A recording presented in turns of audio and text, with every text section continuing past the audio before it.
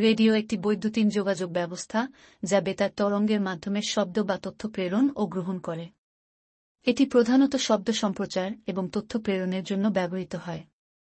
রেডিওতে শব্দ তরঙ্গ অথবা সাউন্ড ওয়েভ বৈদ্যুতিন সংকেতের মাধ্যমে রূপান্তরিত হয়ে বেতার তরঙ্গের আকারে পরিবহন করা হয় এবং সেটি রিসিভার বা রেডিও ডিভাইসে পৌঁছায়।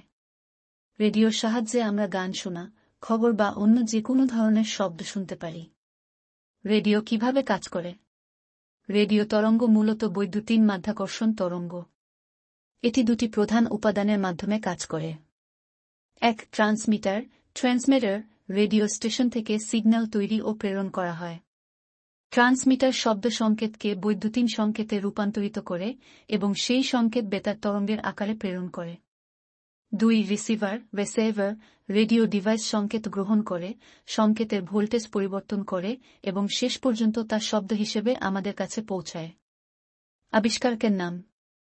রেডিও প্রযুক্তির আবিষ্কারকে নিয়ে নানা গবেষণা ও আবিষ্কার হয়েছে, তবে সবচেয়ে জনপ্রিয় এবং স্বীকৃত আবিষ্কারক হলেন গাগলিয়েলমো মার্কনি। তিনি 1895 সালে প্রথমবারের মতো বেতার সিগন্যাল প্রেরণ করতে সক্ষম হন। মার্কনি রেডিওর আবিষ্কারের জন্য 1909 সালে নোবেল পুরস্কারও লাভ করেন। তবে নিকোলা টেসলা এবং হেইনরিচ হেরৎজ এরও রেডিও প্রযুক্তির বিকাশে গুরুত্বপূর্ণ অবদান রয়েছে।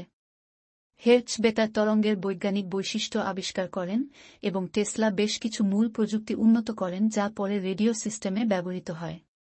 সংক্ষেপে, রেডিও শব্দ বা তথ্য বেতার তরঙ্গের মাধ্যমে প্রেরণ ও গ্রহণের একটি মাধ্যম।